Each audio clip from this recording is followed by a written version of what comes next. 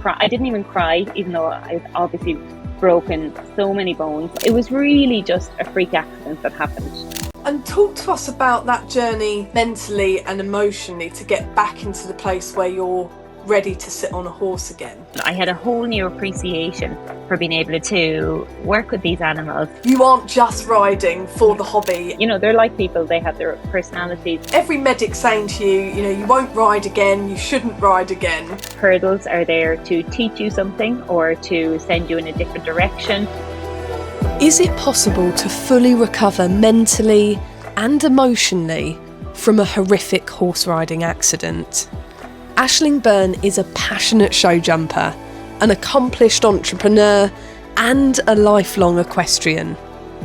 After a devastating riding accident that crushed her abdomen, she fought her way back, defying the odds to return to international competition. Aisling's journey is one of extraordinary resilience. So what was it that carried Aisling through the most challenging chapters of her life? And during that turbulent time, how did she find that unwavering determination to reclaim her place in the sport? Let's find out, shall we? Aisling, welcome to Curious Equestrian. Thank you so much. I really appreciate you having me on. Now take us back, Aisling, to life before the accident as a show jumper. What was that like for you? Life was so busy back then when I think back, not that it isn't now, but I was just so busy with, I had a travel company, a luxurious Ireland and Scotland travel company, where we bring American and Canadian clients touring around those countries. That was at full tilt. We were really busy and starting into our new season. So I had just completed a lot of travel shows in America for that business and had drummed up a huge amount of business for the upcoming season. The other thing I was really busy doing was a lot of modelling at the time. So I worked with a very good agency in Ireland called the Home and Lee Agency, and we did a lot of live TV, fashion slots, a lot of fashion shows. So that was really busy. And then I was competing a lot with the horses. So I was doing a lot of international shows. It was the start of a new season. I had really put together a great plan for that year. You know, I had set goals for probably the first time. I was building a really solid, good string of quality horses because I wanted to step up another level. And I had some big plans and I really had big aims for that year and was, you know, busy all day, every day. And then the accident happened and that all just came to a halt. And take us back to that day, if you can, Aisling, in Portugal, the day of the accident and what happened. Yeah, I was at a show in Portugal in Villamora, and I had gotten there actually a couple of days early, which was really good for the horses so they could settle in. And it was February time, so the weather was better than it was at home for me in Ireland at the time. And it was just really lovely to have kind of a couple of days to settle in. And I remember thinking it was the last quiet day I was going to have because it was the weekend. I got to work the horses that I had there. And I thought, once the show starts, I had work was at full tilt, the show was going to be at full tilt. And I just knew it was the last quiet day that I had. So I was really enjoying it, loving working the horses and getting them settled in. And I had a horse with me for a friend that I brought to the show. I had minded the horse for a couple of months while she went back to Australia for Christmas, and he was no bother. He was an older horse, a more experienced horse that she competed, and she was getting to the show the next day. So I wanted to have him in tip-top shape for her. I had already exercised him that day. He was the last horse of the day to do, and I was literally walking him back from the arena to the stables when the accident happened. So all very relaxed, and I was hacking him back, and he had a phobia of tractors. And the tractor from the show went by a bit too quickly and it upset a horse that was beside me. A friend of mine was on a horse. We were walking out of the arena at the same time, and the two things together really upset the horse I was on, and he reared up and unfortunately flipped over on top of me, which, as you can imagine, I had the full weight of him and the saddle come directly down on top of me. So he landed quite square on and crushed my middle section. So obviously had extensive injuries from that. I stayed conscious the whole time, so I didn't kind of black out or anything. And strangely enough, I stayed very calm. Once I realized there was nothing I could do, I had like a moment of sheer panic, thinking, what am I going to do? And as soon as I realized, okay, I can't move, so I just thought it's going to be a long day. The best thing I can do now is reserve energy, and just wait for help to come. Wow, that's really measured in that moment, in a really Yeah. traumatic situation, in an emergency. You sound very cool and calm and collected. Is that natural to your personality, or do you think that was you kind of going into survival mode and realizing the seriousness of the accident? I think I'm probably quite a good person in a when the bigger the situation, and the bigger the panic or the drama, the calmer I go as a person. So I think that really stood to me in that scenario. It literally, I could have screamed, I could have cried. I didn't even cry, even though I was obviously broken so many bones. I'd had internal injuries, my organs were damaged, I was bleeding internally, and they didn't realize, so the pain was huge. Obviously, adrenaline kicked in, which helped for the first while, but once that wore off, I felt the full extent of the pain. But no, as a person, I'm very calm in a big situation. And my practical part, my brain kicked in, and I thought, look, I can't move. The horse I could see had gotten off me and was okay, so that was fine. And I thought someone will ring an ambulance. Luckily, people from the show ran over and rang an ambulance, but it was about an hour before the ambulance got there. So it was, a lot of people around kind of panicking, wondering whether to try and take off my boots or take my hat off. And so I kept kind of saying to them, no, leave everything as it is. Just wait until the ambulance gets there. I say I was saying it, I was obviously in the position that I fell. I couldn't move from there. After a while, I did try and move just to see, was it, the body gone into shock, but no, nothing moved. Which was that part was a bit of a scary part, when you could hear people saying, can she move her feet? Can she move her legs? And then the follow on realization that I couldn't. And you're thinking, what does that mean? Like, is that how serious is this? But I just thought, no, hang tight, wait for the ambulance, which it did come, and I actually ended up getting a police escort to the hospital because the injuries were so severe.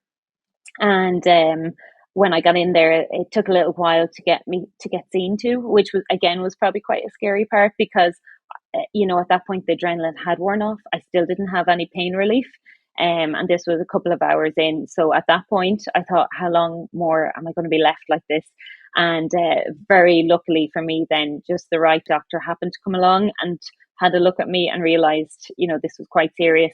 And I was brought in to kind of the back part. And when they realized I was bleeding internally and the extent that I'd already bled, then it was all systems go from that point. And at that point, it was quite a relief, because I thought, oh, they're doing enough about it. I can not relax, but I can, it's over to them now. I can't do anything more about it. So actually, I was quite happy when they transferred me onto the operating theatre, because I was rushed to the operating theatre as soon as they saw the quantity of blood. Sorry, I hope that's not too graphic, but I gave the surgeon a pep talk, because he was quite overwhelmed with the extent of the injuries. And I told him, not to worry. I knew I was in good hands. I was sure he'd put me back together again. And I just was really grateful to go under anaesthetic and think, oh, it'll be solved by the time I wake up.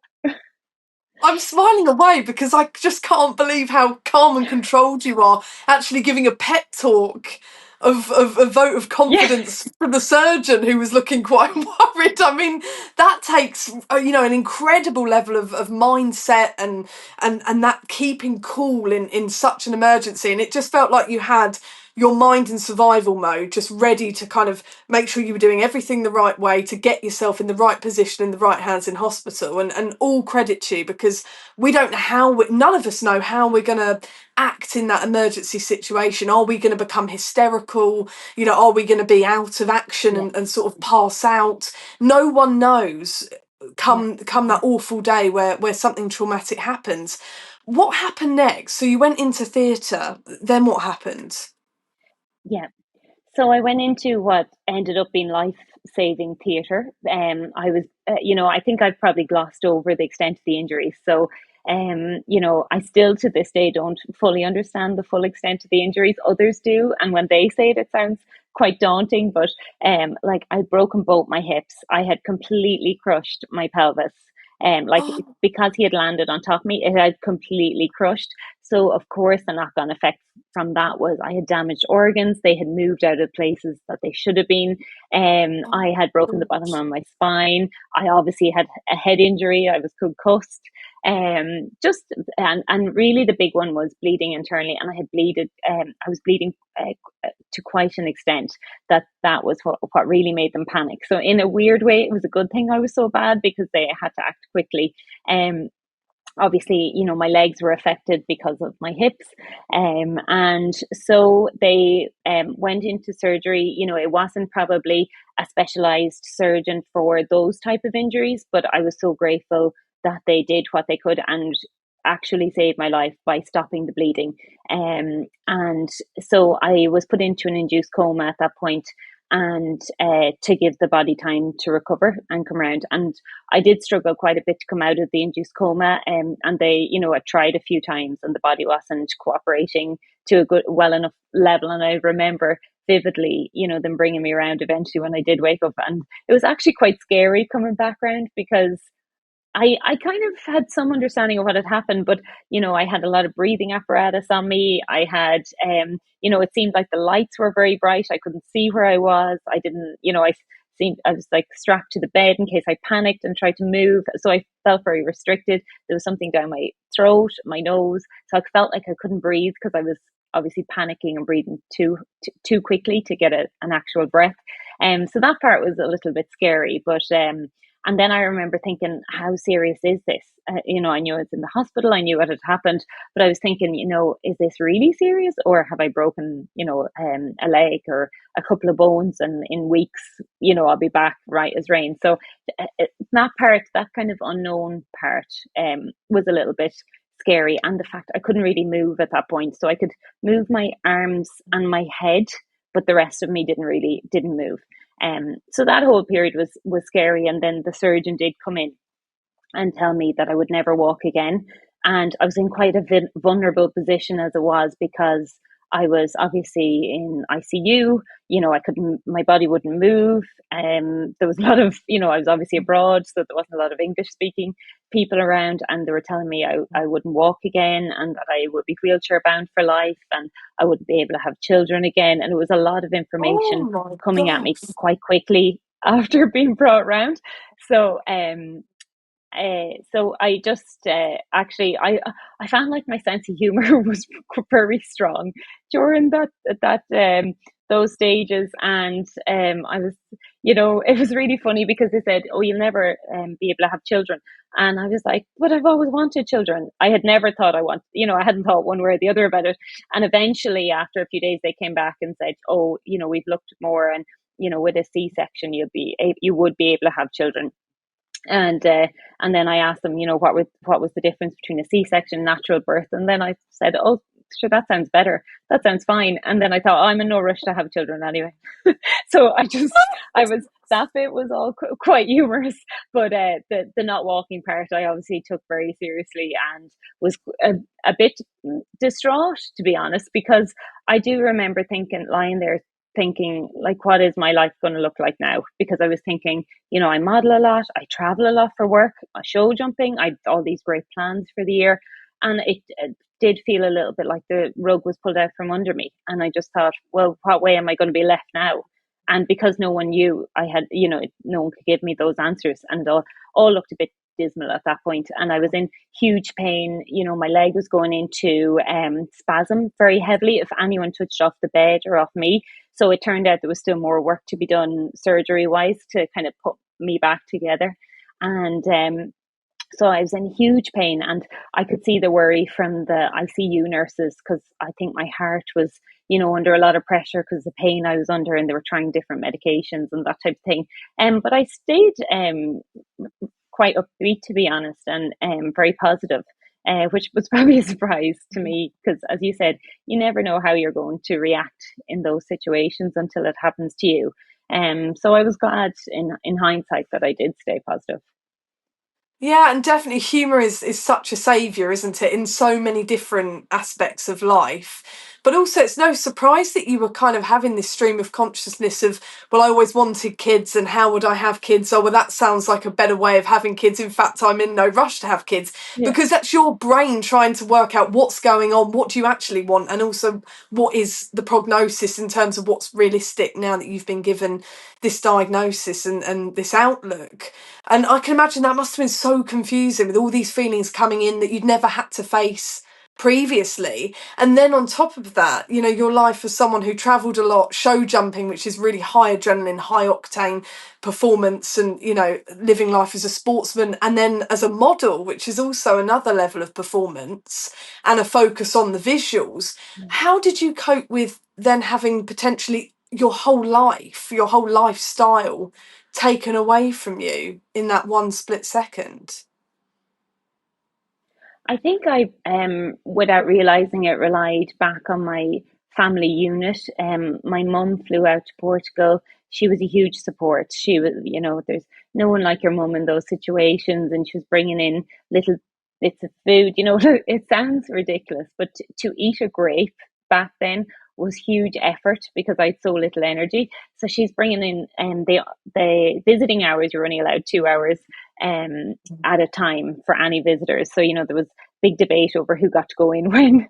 So I really looked forward to those visits in those initial days, and you know they'd bring in like little bits, and of course I had no interest in food at that point, but it was so nice to see kind of the support I was getting, the messages I got from home, the messages from the equestrian community, because it doesn't matter what level of, you know, show jumping or whatever discipline within equestrian sports that you do, everyone understands that it, you know, injuries can happen to anyone and no one has any control over the extent of injuries they get. It can happen in a split second, it can happen out of, you know, completely unexpected. So I think the equestrian community are, generally they're made up of very tough people, and when an accident does happen, they really do rally around and understand and have a lot of empathy for the person, and they want to see them make a full comeback. So honestly, the messages of support I got were huge. And then it was, my next, you know, all along I kept asking the doctors when would I be able to get back on a horse. And, you know, obviously at this point they're thinking, you know, you'll never walk again and your body's in a complete mess. So you can forget about that one. But I just seemed to think that I was going to make it back somehow or other. And I think that kept me going as well. I was about to ask you how at this point did you feel about horses, but you were already asking when you Yeah. could get back in the saddle. So at this point, were you not Yeah. thinking about the fear and the risk at that point? You just were so keen to get back around horses. Yeah, I just wanted to get back to them. I knew it wasn't, you know, anything I had done. It wasn't really anything. The horse had just gotten a fright. It was a freak accident. It mightn't have happened that Mm. way, you know, 1,000 times over. It was nothing. I was, in hindsight, I remember thinking I was really lucky it wasn't something that happened in the ring as I was competing, you know, a misjudgment at a takeoff Mm. of a fence or something like that. It was really just a freak accident that happened, and totally outside of my control. I know it happened that quickly. Like, I've had horses rear up before. It happened so fast, and I don't think the horse really intended to go over. It just got such a fright. It all happened in one motion that I knew there was absolutely nothing I could have done differently. So I took comfort in that, and I did not hold it against horses. I didn't have the fear. In fact, I just more than ever wanted to get back on. And because they were telling me I couldn't, I'm probably one of those stubborn people that, you know, when you tell them they can't do something, they want to do it all the more. I think that's Yeah. a lot of equestrians in general. But I just wanted to sit on and be able to look through their ears. I wanted that view. That was my goal. that it really upset me to think that I wouldn't be able to do that. So at a bare minimum, that was my goal. Now I got absolutely, as you can imagine and understand, no encouragement from the medical profession, whether it was doctors or physios or anything. So they were completely anti that and looked at me as if I was utterly crazy when I asked, when would it be? Because in their mind, I physically wasn't able. So they just thought, I was Mm. crazy. But the way I rationalized it was, a lot of people are in car accidents and have injuries from that. It doesn't stop them getting back into a car on most occasions. And like horses are a passion for me, but actually even more so since the accident. And as you say, freak accidents can happen anywhere at any time to anyone, whether that be on foot, Yeah. in a car, on a horse. If there was no real reason behind it, then we have to kind of accept that that is part and parcel of life. And I say that almost through like cringing teeth, because it is a terrifying thought, isn't it, when you have to face it, that things like that can happen. And it's how we deal with it. Do you think it would have changed? Because you mentioned, oh, thank goodness it wasn't in the ring going over a jump. Do you think it would have changed your perspective and your mindset if it had been in the ring and if it had been a fault of your own, or, through the ridden aspect that had caused the accident? Would that have changed how you felt about getting back in the saddle, do you think? I don't think it would have changed me wanting to get back in the saddle, but I think I would have spent all that time that I was bedbound. I think I would have beaten myself up over making the mistake. Mm. And I think I would have given myself a really hard time, saying, why didn't you put more leg on? Why didn't you sit and wait on an extra stride? Whatever the scenario might have been, I think I just would have given myself a very hard time. I don't think it would have stopped me getting back on a horse. Mm. Now, tell us about when that prognosis changed and you started to recover. How did that come about? Because you'd been told all these terrible things and all the losses that you were having to face in your life. When did that all start to change and transform? So it became apparent that the hospital I was in was not specialized to deal with the injuries that I had. So at some point or other, the head nurse there, who was a great lady, um, just said they weren't specialized to know how to lift me, how to move me, deal with me. So Mm. literally, I was so fragile at the time, and as I mentioned, I wasn't fully put back together again. So it's understandable they didn't quite know how to lift me. So they couldn't change a sheet on the bed under me. I couldn't actually really move. They couldn't move me and I couldn't Mm. move. So she told my family that I needed to get out of there and I needed to get to, because we didn't know what to do. We knew, I had to wait for injuries to heal. I was going to be 2 to 3 months bedbound. And where was I going to do that? The obvious answers sounded like where I was at that time, because as I mentioned, I couldn't move. But she said I needed to get somewhere more specialist, because it was ridiculous. Kind of, she thought I was going through too much pain for by their, I don't want to say lack of understanding, but it was because the injuries were so specialized. They'd lift me the wrong way, my leg would go into spasm. But I stayed in good form because I knew that they were the nicest people and they were trying so hard. Um, but she knew there was more specialist places. So the decision was taken to move me somewhere. And then the question was to where? Somewhere in Portugal? Was that easier by road? Was there somewhere specialist maybe in Spain that I could get to? So after some research by family members, it was decided to go to Tala Hospital in Dublin, which obviously I'm from Ireland, even though I'd been living in the UK mostly. And there was a surgeon there who dealt with a lot of the jockeys, who came in with, Mm. extensive injuries. And they thought that would be a good place to go. So Dr. Michael Leonard took me there. I had to get a medical plane to fly me. They had to give me quite a lot of medication to Oh. to endure the flight. Yeah, so I was on quite a lot of ketamine and a few other things. And I had the nicest doctors travel with me, which I was really grateful for. And I got to Tala Hospital, and then that was a whole process for them to understand the extent of the injuries, and they were quite shocked. Actually, I thought they would be quite used to seeing those type of injuries Mm. because horse racing, it's so dangerous and they fall at speed, and but they said actually no, in fact it's nearly better if you're falling at speed, you don't get such an impact. Whereas they kind of put it in the scenario that I'd understand if I had jumped out of a plane and my parachute hadn't worked and I'd hit the ground, I wouldn't have as much injuries as what I came in with. So that kind of put it into Oh, perspective for me, to be honest.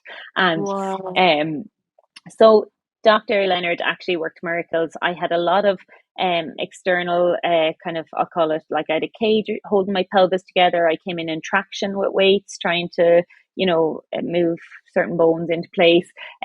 He operated on me, and I did well under the anesthetic.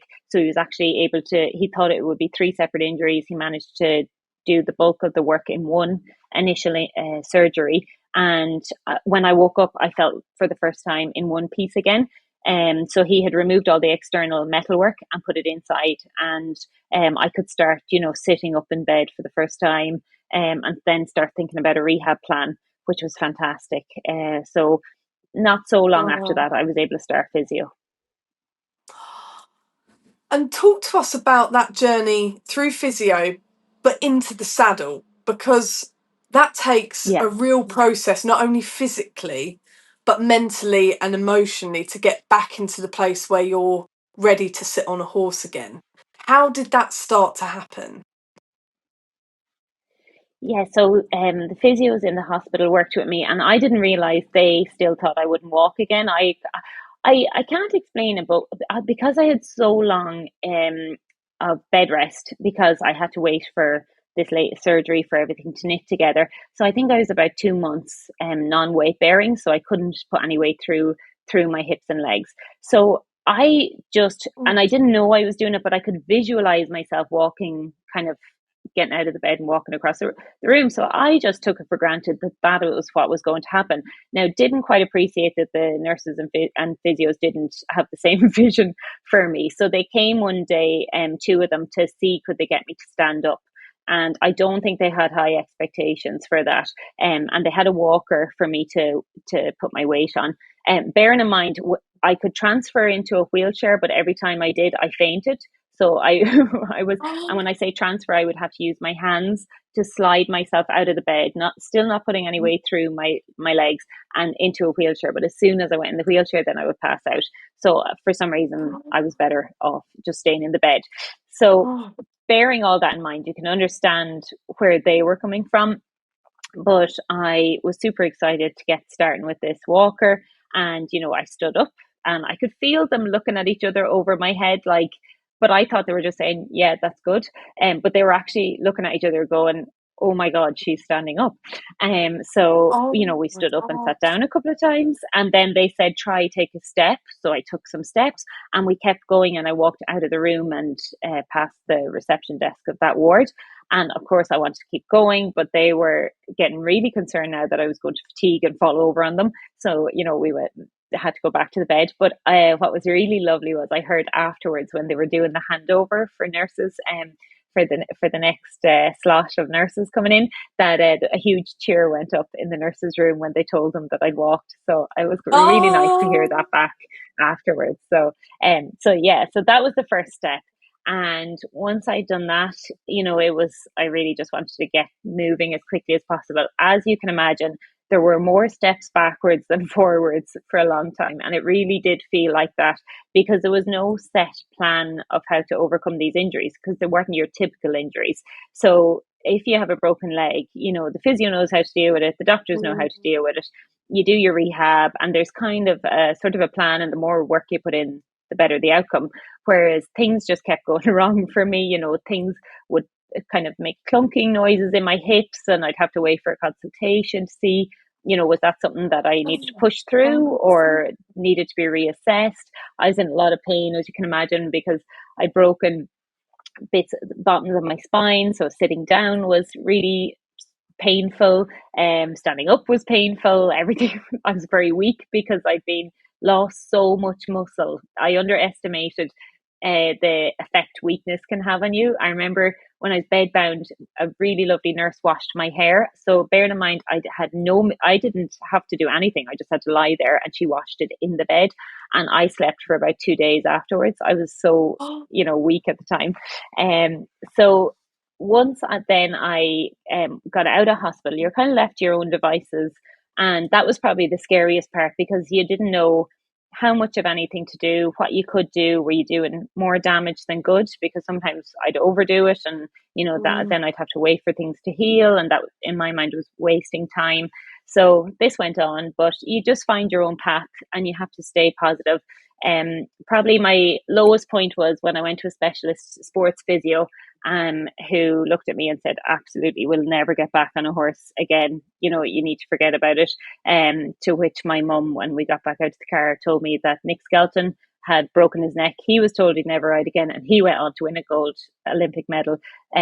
So she always knew the right thing to say at the right time. And luckily for me, she was very encouraging of me getting back on a horse, because I she don't knew think that. that is what most mums would say to their daughters in that scenario. I don't You think know mine what? would be I saying thought that to me.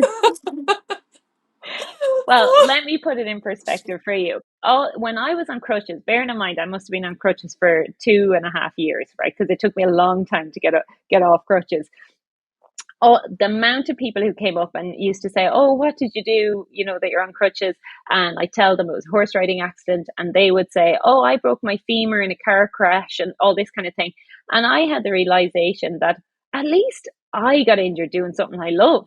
Like, anyone can get injured. They can trip in a pothole. They can, just like stumble on a curb. They can get hit by a Yeah. car. They can be in a car accident. There's like anything can happen. And I thought, well, at least I was doing actually something I love, and it was just a freak accident. And that's what all it was. Take it for what it was, and forget about it. So of course I was hell bent on getting back to do more of it. Long story short, it was a journey. I was, thinking, do I try acupuncture? Do I try oxygen chambers? I didn't know where to Yeah. go, what to do. People were very supportive with suggestions, and a lot of people prayed for me, which was hugely comforting. It might sound old fashioned to some people, but actually to think that people were taking time out of their day on a weekly basis and praying for my full recovery was just kind of mind blowing and humbling for me. That people would take people that I didn't necessarily even know that well. It could be friends of my parents, could be people that I knew when I was younger. So I genuinely think it was a lot of people's positive wishes for my recovery that really helped, and probably a bit of my stubbornness and positive attitude that helped as well. And then the support of family that, when you were told this is never going to happen, they'd say, of course it can happen, keep going. So that I did. And long story short, I still have my first show jumping pony. I got when I was 11 years of age. So we decided one day that she would be the perfect one for me to sit on. She's a 13-2 pony. And with the help of my parents, I had no rotation in my left hip, and it had suffered the most extensive damage on my left side. So the plan was that we had her all. I remember I drove in to my home house, and they had her groomed and all ready and tacked up. We had to find tack for her again, because she wasn't being ridden regularly. And my dad got a forklift in the yard, and I stood onto the front of it. He lifted me up on it, and then so I was able to sit down on her, so I didn't have to swing my hips to get on her. And I was the happiest person in the world just to be able to sit on her, look out over her ears. And it did feel like a bit of a full circle moment, the fact that she was my first show jumping pony, and she was helping me on my recovery again. So it went on from there, as you can imagine. And how did you feel when you were traveling in this forklift up into the saddle? How did it Yeah. feel when you got there and you were back on a horse's back again? What was that feeling like? I was so excited. I was so relieved as well, because, I pretty much, I don't know whether it was 2.5 or 3 years at this point, and it'd take me a long time to get off the crutches. And, when I asked the surgeon about this, he pretty much in short told me, there was two options for you. You were either going to be wheelchair bound for life. He spoke about acetabular and all these medical words. So it said I was either wheelchair bound for life or dead. They were my two options. So with that, I said, I'm delighted to be upright on crutches. I'll keep working on it. Thanks so much. So it put it in perspective, don't be thinking you're not progressing well, even though in my mind it was a long time. But Yeah. to sit on a horse, I thought the big thing was, can I physically sit on a horse? So I was like, I can. Like, this is amazing. And the other box that I ticked was to get that view again. I thought, at worst, if I can hack a horse and see that view, like that Mm. is a good day in my book. So that was just that. I remember having a pain in my face from smiling because I was just relieved and happy. And I thought, at least I can do that. Like, I didn't know if I'd be able to trot. I had a lot of bone on bone rubbing in my hip at the time. So it was a lot of pain when I would, transition to a trot Oh, and back again. So that was very painful. So I didn't know how much I was going to be able to do, but I thought, at least a little bit of the stubbornness, like at least I proved them wrong on that part. So it was, how it was long really was it exciting. from the accident, Aisling, to actually being back in the saddle again? How long was it? I think it was, I need to check back, but I think it was over 2.5 years. And I was still on crutches when I got Mm. back on a pony because I had my crutches Wow. getting up onto the forklift. And yeah, I was Mm. actually, still on crutches. And I'd lost a lot of muscle, a lot of weight. I was very kind of Mm. fragile still. I just kind of propped on. I didn't have any muscle to get my leg around the pony or horse or anything. And I had to take it slow. I actually, funnily enough, I went from walking the pony that day to actually, I went quite quickly to one of my horses that I was competing before the accident. What happened to another girl was going to ride her at a show, and she was looking for experience, and this horse was perfect for it. And she was going to a local show anyway. And one Friday evening, I said, "Oh, do you think could I jumped one cross foal on the Friday evening, maybe two cross foals, I think." And then I said, "Do you think could I ever jump a really small class at the show?" And my mum was like, "Well, the horse is going anyway. Why don't you just come and see?" And I was so excited trying to find jodhpurs, after a couple of years not wearing them, kind of to find like cream jodhpurs, not full on white, find a smart jumper, a sweater. And, so I was so excited driving to the show that morning, and I did a 60 centimeter class. And it was my local show at home, Mullingar Equestrian. And of course, because no one was expecting to see me Oh. at it, and certainly not on a horse, the judges were in tears when I came into the ring and they called out my name. Oh. So that really made it special. And we jumped a Oh. beautiful clear round, really smooth round, and we were all thrilled, to be honest. And from there, of course, I just wanted more after that. Oh, and do you think, Ashley, because obviously you had every medic saying to you, you won't ride again, you shouldn't ride again. Do you think being back in the saddle aided you and aided your recovery in any way, despite what the medic Well, said? it gave me something to work towards, and it gave me a new Mm. hope again, because I was always hoping I'd get back in the saddle, but you're hearing the practicalities aren't going to allow you. So then when I knew I could sit in a saddle, I could canter, and then I just had a renewed Mm. kind of hope and drive that I had anyway, but at least I knew it was possible then. Now, in the middle of that, I had to go back and get a hip replacement, which made a huge difference to the pain level I had. It was honestly the best thing I ever did, because I was actually in a huge amount of pain, and it was, without me realizing, it was kind of draining my energy all the time. I kept insisting I was fine, Mm. absolutely fine. I could keep up with everyone, no problem. But the difference after I had the hip replacement, I then realized actually I was in quite a lot of pain. Even like little things, if I was sitting and someone said, "Can you pass me that?" For me to get up was like, it would make you'd feel physically sick, because I was just having that like bone on bone rubbing all the time. And so the hip replacement definitely helped a lot. And I just went from strength to strength once I had that. To be honest, that was a real turning point for me. And I recovered. Mm. That was during COVID. I was like one of the last surgeries before full lockdown. So it was fantastic. I was able to recover during lockdown. Oh my goodness. I was going to ask as well the impact you mentioned spiritually as well, having people praying for you, strangers praying for you. 'Cause, I mean, it just it really struck a chord with me. My mum, talking of the pandemic, we nearly lost her at the beginning of the pandemic. In the first lockdown, she got COVID just as we went into lockdown, when Oh, none of the medics really knew what to do with people with COVID, and it was very much 50-50 as to whether she'd pull through.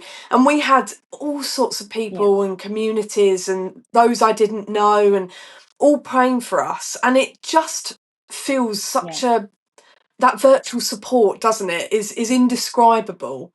And it was yeah, so touching, but it also yeah. felt like everyone's behind you. And I just wondered how that helped you at a time where you were facing losing all of the lifestyles that you'd built, your careers that you'd, developed, and how that supported you during that time of turbulence.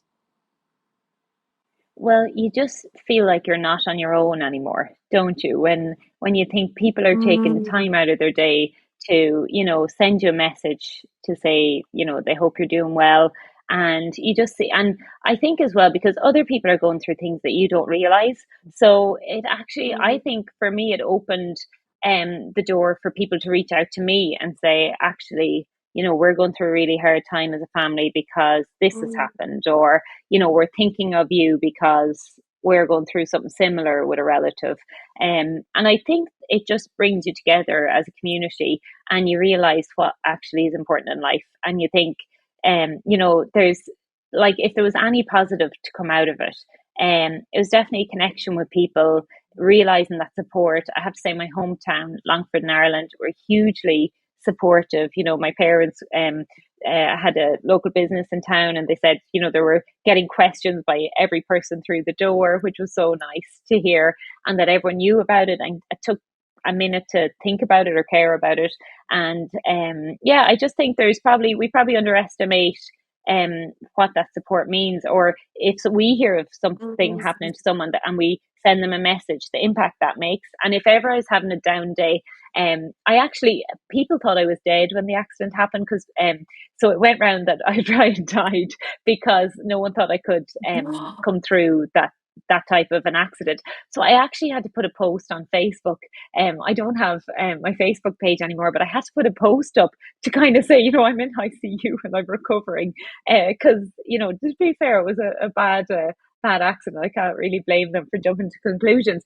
But so if I was having a bad day in the hospital, and you're stuck, like, kind of, you can't get out of bed to go walk it off, or you can't really do anything to get out of it. I'd look through the comments, and the lovely supportive comments, and that really would help with a mind shift. So I found that really, really, like, Mm. that was the real positive out of it for me. Oh. And I was going to ask you, but I mean, I think we've all listening to your story, we realise how thrilled and excited and relaxed you were to be back in the saddle behind the horse's ears. But how long did it take? And I don't know, maybe you just felt reconnected straight away, but how long did it take to overcome the emotional and the mental battles of the trauma being back in the saddle? Were they there? What did you have to sort of journey against in terms of the mental trauma? Yeah, I luckily enough, I didn't have the fear that I was expecting, that you would expect. And I do Mm. think it was probably because, in my mind, it was a freak accident, nothing I could do, nothing anyone else could do.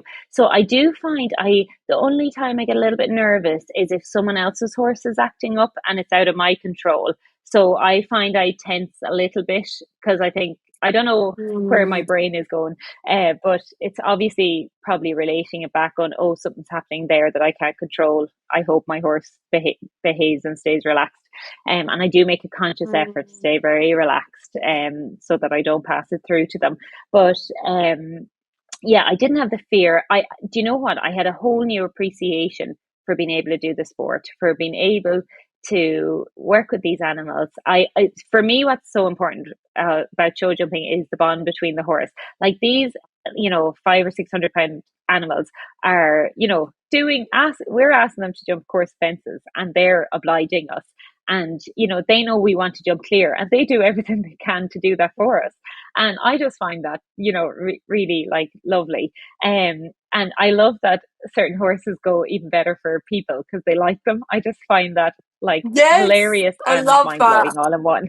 And Yeah, like they don't have to be the best rider, but the horse goes, oh, I really like this girl. I'm gonna jump a clear around for her. Even if she doesn't give me the best shot to this big oxer, I'm gonna really try.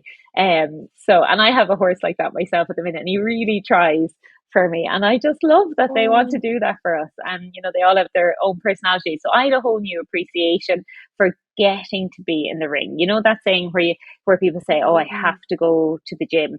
And you say, I get to go to the gym. Like that had a whole new meaning to me as well because I yes. couldn't walk for so long. And I remember seeing like a doctor run into the room, forget something, and run back out. And I remember thinking, do they realize how lucky they are to be, they probably felt in their own mind stressed and up to 90.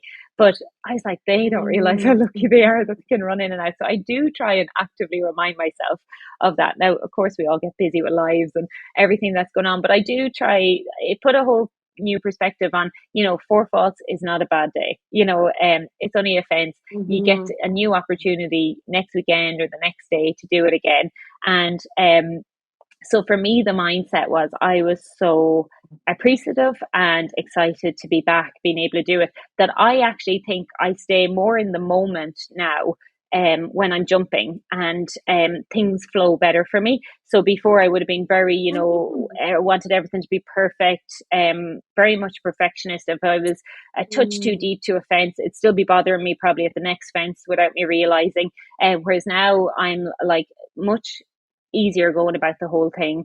And I actually think I think a lot of us try too hard and the thing doesn't go to plan. Whereas if you're relaxed and just enjoying the moment, and a lot of sports psychology books say you need to stay in the moment, remember, get a good canter, look at your fence, just go through those little basic things that you're supposed to do. And actually, when you're jumping a speed round, it actually just flows so much easier because you're not overdoing it and overthinking it and trying too hard. So I think that actually has really helped me. And the mindset is just one of appreciation, to be honest, and then not getting upset if the thing doesn't go to plan. Mm. I just, try brush it off, distract yourself with other things, and come back the next day and try again. Oh, and then you mentioned that connection, Aisling, which we know is so important with our horses, whatever we are doing with them. But particularly interesting with you because your horses have a job. So although you're riding for the joy and the fun and the pleasure, you aren't just riding for Yeah. the hobby and the fun of it. So how do you build and maintain that connection when you are also up against training schedules and fitness and achieving certain goals with the horses? Yeah, so I am very different now than before my accident. So I have a lot more things to contend with that I didn't have to think about before. Mm. So my left leg is a lot weaker now. I sit Oh. differently in the saddle because my pelvis doesn't sit the same. So I sit a bit tilted. I've a lot, I've quite a bit of things that I need to compensate. And I am amazed at the horses. They have each of them adapted, and I've my string are all very different. Like I've one 18 Oh. hand gelding, I have a very blood mare, they're all very different, and they all are so intuitive that they have adapted. I have signals. I don't have the strength that I had before. I don't have the core strength. I don't have the balance I used to have, and they amaze me because I'm very kind to the horses, and in turn they're very kind to me, and I do feel like they sense that and want to do a good job for me. And like I smile because I have one horse who is a big character, and if you annoyed him, he'd let you know all about it. He's not one that you're definitely certainly not going to bully him. Let's put it that way. And I literally, like, people would laugh, but I'd be jumping the Grand Prix on Sunday, and I'll talk him round the course. So if he's getting a bit unruly in his head, it is. If he's like kind of heading towards the fence, in because I can't like sit up and kind of anchor him, I'll just talk to him, and I'll feel his whole body relax. He'll focus on the fence, and we'll get the shot we want. So it's amazing, actually. You can communicate with them in different ways than probably I fully appreciated before. So I do love that connection. And as I said, they're all very different animals. So it's amazing that you can connect with them. They're like people, they have their personalities. And the joy for me is to figure out like what they like, and keep them happy. And in turn, they'll be very good to you. And is that something you can train with the horses, or is it like you mentioned that intuitiveness? So when you take on a new ride, are you looking for a horse that can sense and pick up and be in tune with you and your additional challenges now? Or is it something you train and you think, well, this is horse is workable and is listening? We can build that relationship and we can build that bond. I think it's something that, as you know each other and form a bond, it comes together because I've never gone Mm. out and picked a horse and said this one will gel well with me. As I said, they're all very different.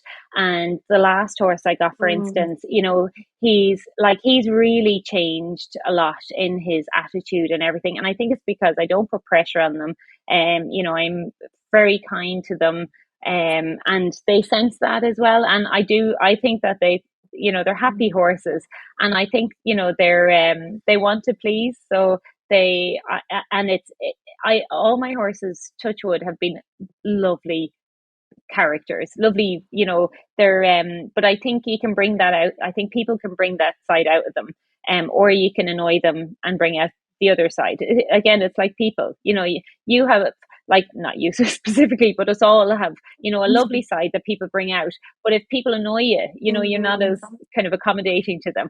And I find that in horses, and I think good horse people um look to see how the horse performs to its best, what conditions, what way does it like a lot of pressure, not a lot of pressure, does it like support, does it like to be left alone, what warm up does it like. And I think that's our job as riders, is to figure that out, understand it, use everything we can to, whether it's telling them, ooh, with your voice, if that works better than kind of sitting against them with a bit, just figuring out how to communicate with them in the best way possible for them, and just bringing out that nice, kind side that they all have. It's so interesting the descriptions you use, Aisling, because we all know the world of equestrian sport has been under scrutiny, hasn't it? Particularly, the sort of the last 9 months, and lots of conversations have been opening up about the treatment and the training of horses when they compete at high levels. But I notice you keep mentioning the importance of kindness for you in your training and in your bond with horses. Is it important for you to communicate that and share your kind and gentle methods, particularly now at the point we are in the equestrian world? Yeah, like I'm not. A horse is a hell of a lot stronger than a person, and this big animal. We're asking them to do these things for us, but I think, like, my horses certainly love. I like they, and I think the majority. I think a few give the rest a bad name. Most horses are cared for better than people. I know on our yard the horses are fed first before any of the people get fed. They have the cushiest beds, everything is done, whether it's massage blankets or ice boots, or they have. I would buy them every supplement and make sure their diet is 1,000%, and I probably eat a takeaway on the way home, or like an ice cream or something. I'm not so worried about my own situation, but I'm their well-being is paramount. And I think the majority of people are like that, and they're trying to do the best they can by their horse. And so many people with questions really adore their animals like their family. And I just think I've always found, through my own experience, I can't speak for everyone else, but I just find you get so much more when from a horse, when they're on your side, when they're trying, like, Mm. horses have done phenomenal things for me against, when it's really mattered against the clock to win a big class. Like, they amaze me, like how they can turn on a sixpence and they will turn themselves inside out to clear the fence for me. Like, they could just put down a toe and knock the fence, like, no skin off their nose, but they really try. And they love it. Then they are so proud of themselves in the prize giving presentation, and I think they get a buzz out of it and all the fuss made of them as well. But I just find, and my thinking is that you get a hell of a lot more from a happy, content horse who wants to do it for you and is on your side as a team, as opposed to trying to force something when they don't want to do it. Mm. And Aisling, you mentioned at the beginning of the episode that you ride quality horses. What qualities do you look for in your show jumpers? You see, I kind of like all horses. It doesn't matter really the level. Once they do the best they can do, like I think they all have a job. Whether it's whether doing like a Mm. gymkhana, but they do it in a safe way. They do what their rider needs from them. Once they're a kind soul is a big part. I think once they have a good head, a good mind, that's normally most important for me. If I was going out in the morning, I want one that's definitely, I don't mind challenges. I love a quirky horse and I have loads of patience. So like, that was normally my thing. If someone told me that a really quirky horse that no one wanted, I was like, oh, I love that one. I'm definitely interested in buying it, Mm. which most people would run a mile from. But I have tons of patience. I'm quite happy to give them the time they need, and so I just think they can turn inside out sometimes with a bit of patience and a bit of understanding. And as I said, they're very intuitive animals, so they will try and do their best for you normally, the majority of them. And so for me, when I'm looking for one with qualities, good head is the big one, great heart. I've been very lucky with horses that have huge hearts that want to do it for me. And then like physically, I love a blood horse, especially now since my legs aren't as strong as they used to be. I love one that's full of blood.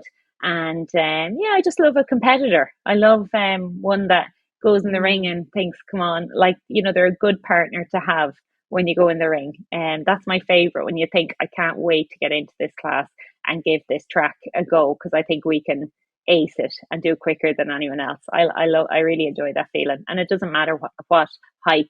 It can be any height, but to do a good job on it is satisfying for me.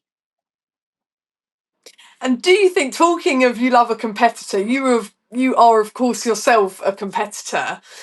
Do you credit your competitiveness as helping you through and helping you recover as quickly, really, as you did in real terms from such a traumatic accident? Do you think that played a big part in your journey? Funnily enough, when I was growing up, we always bred our own horses, and I wasn't really competitive in a way to win classes. Success for me Mm. was having a really good smooth round with a horse who had done really well, and I didn't mind if they'd made a mistake, but if they'd done a nice job overall, I was really happy with that. So that's kind of what success looked like for me. Now that I'm like back, funnily enough, I think I'm riding faster rounds than ever. I'm probably more competitive because I just get excited that I have a new opportunity to get in the ring, which probably sounds bizarre, but I also think, like, you don't know what's around the corner. I want to give this, my best shot today. And I do kind of think like there's, I think my horse is just as capable of winning this class as anyone else's horse. And if I do my job right and give them the best chance, why would they not win it? So I kind of like that mindset. So I feel I have a duty to do right by the horse, if that makes sense. And I think that works for Mm. me, so I don't put pressure kind of on myself for me to win. I want to do right by them, to do them proud, if that makes sense. So Yeah. I haven't like the competitive hunger that some people describe, but I have it in a quieter way. And I just think that, Mm. to give my horses the best chance, I'll do my best job by them. And yeah, we've ridden some very fast rounds since I came back from the accident.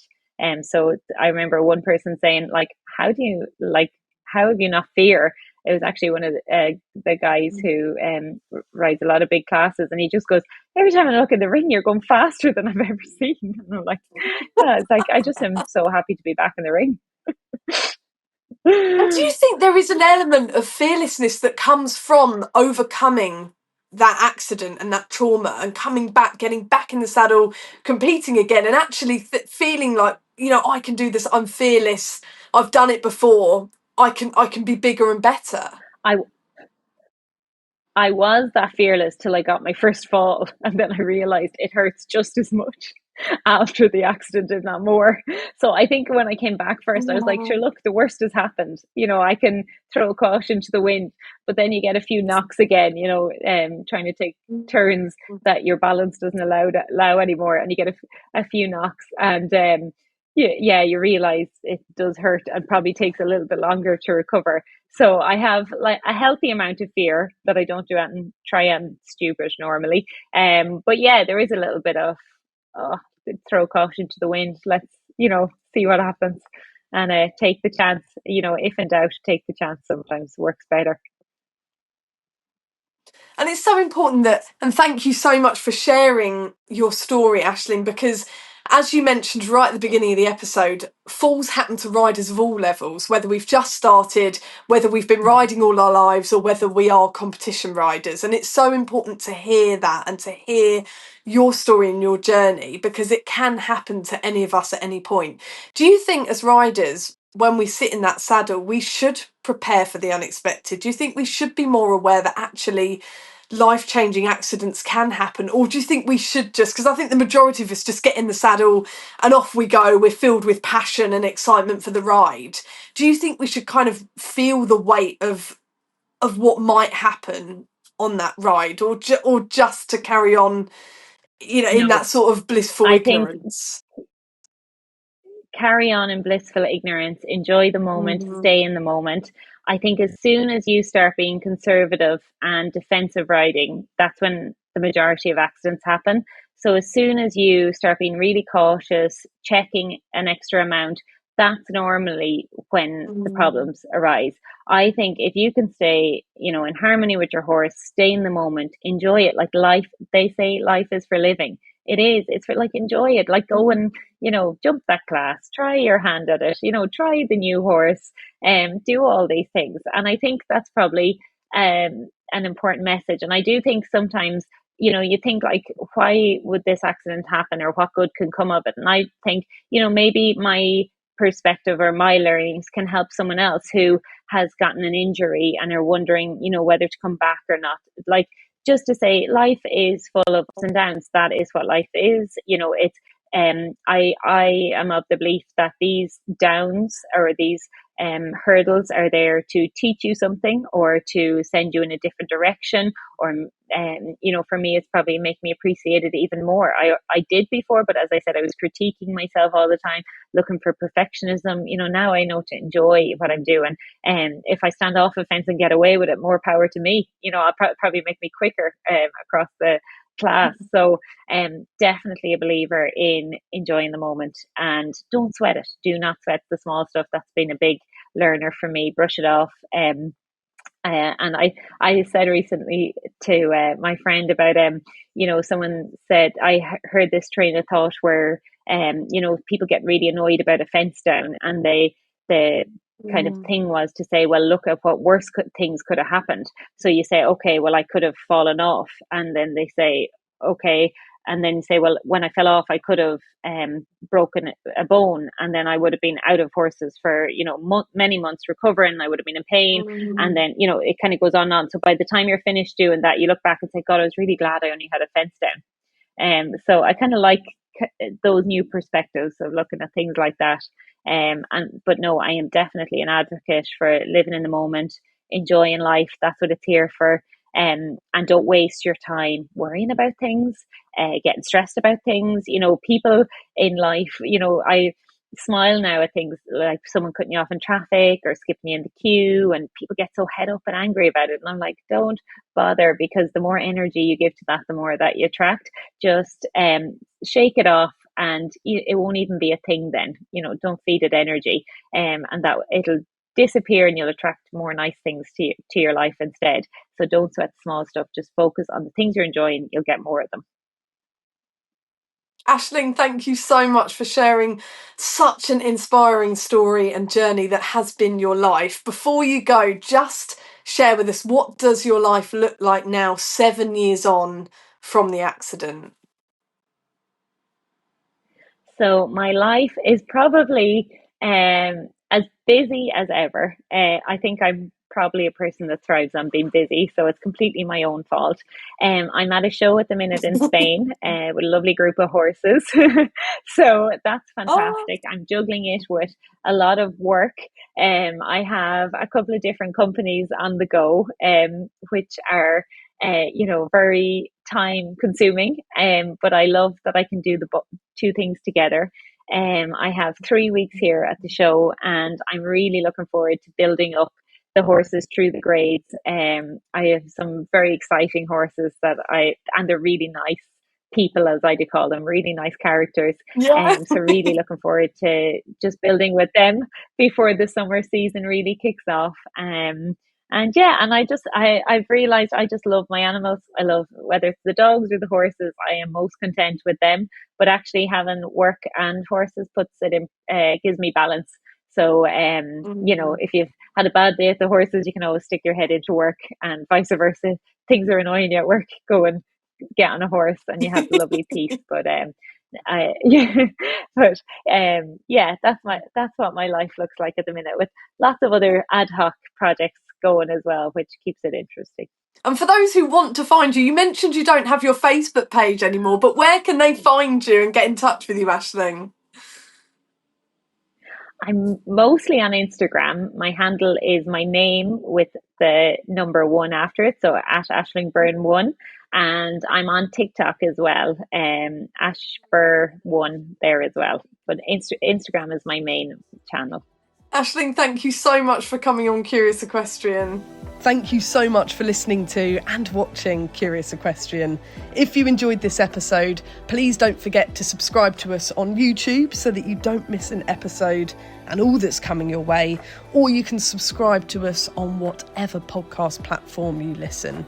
If you could leave us a review on Apple Podcasts, that would really help us to find lots more lovely listeners. And you can also follow us on Instagram at Curious Equestrian Podcast. We'll see you next time.